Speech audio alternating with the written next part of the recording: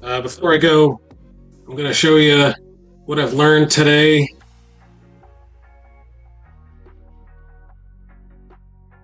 Let's see what I've learned today.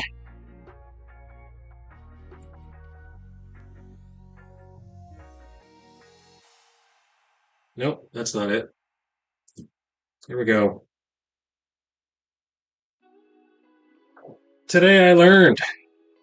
So, Matthew 5:22. I've been listening to the Bible Project talk about the Sermon on the Mount, and in Matthew 5:22 he says he talks about the the Hebrew word is Gehenna. The Hebrew word written with Greek letters, and it is most usually translated to hell in English. It means Ge Ben Hinnom, which actually means the valley of the son of Hinnom, and is actually a geographical location on Earth. So if people tell you hell on Earth, no, this is not hell on Earth. I know exactly where hell on Earth is. It's the valley of Ben Hinnom.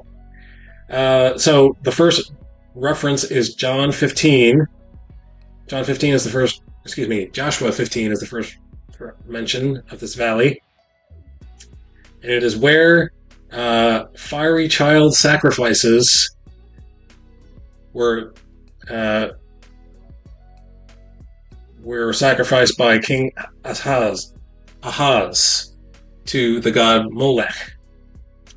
And if you've never heard of this, how it was done, they made a huge bronze statue, and the statue's hands were in the certain place in order to hold a small child, a small baby.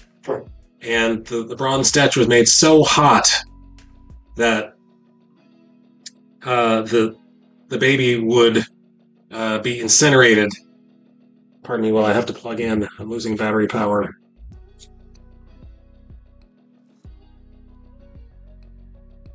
So that's how these babies were sacrificed to the god Molech.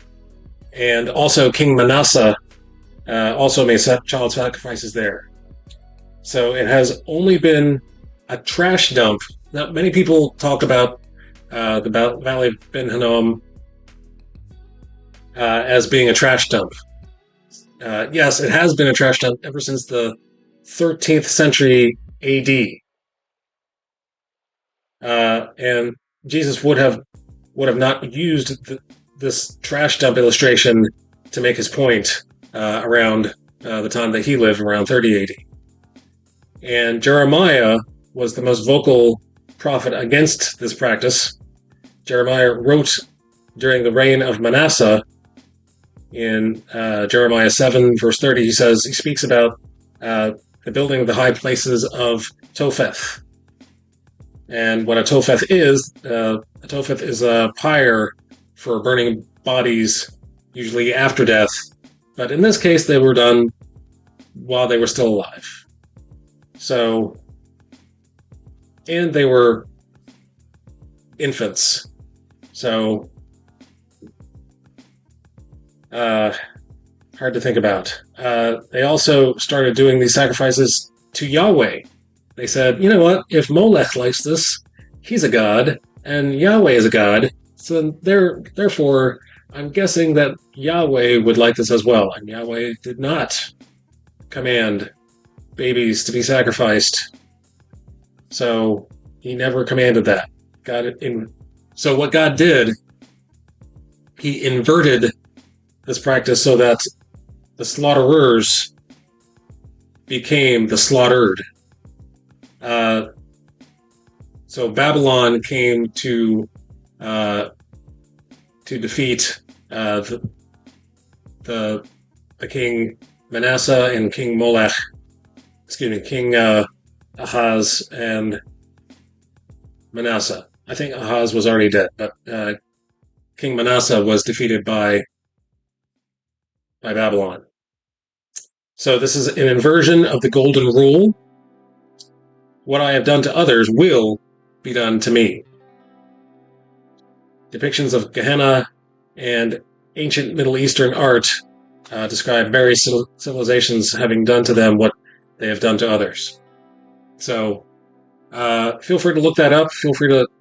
That is from Timothy Mackey. That